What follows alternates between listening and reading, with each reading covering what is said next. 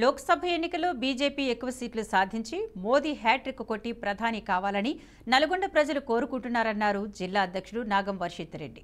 Nalgonda BJP party కార్యాలయంలో మాట్లాడుతూ ఈ నెల 6వ తేదీన నల్గొండలో జరిగే భారీ బహిరంగ సభకు బీజేపీ జాతీయ అధ్యక్షుడు జేపీ నడ్డా హాజరవుతున్నారని తెలిపారు. ఈ సభకు బీజేపీ కార్యకర్తలు, నాయకులు అధిక సంఖ్యలో పాల్గొని సభను విజయవంతం చేయాలని పిలుపునిచ్చారు. కేంద్రం నల్గొండ పార్లమెంటు సెగ్మెంట్పై ప్రత్యేక దృష్టి పెట్టిందని, నల్గొండ బీజేపీ ఎంపీ అభ్యర్థి శానంపూడి సైదిరెడ్డి గెలుపు లక్ష్యంగా ముందుకు వెళుతున్నామన్నారు నాగం వర్షిత్ రెడ్డి. ఈడ కాషాయ జెండా ఎగరేయబోతా ఉన్నాం, నల్లగొండలో గెలవబోతా ఉన్నాం. భారతీయ జనతా పార్టీ చరిత్ర తిరగరాయబోతా ఉంది. దీనికి ఏమాత్రం అనుమానం లేదు.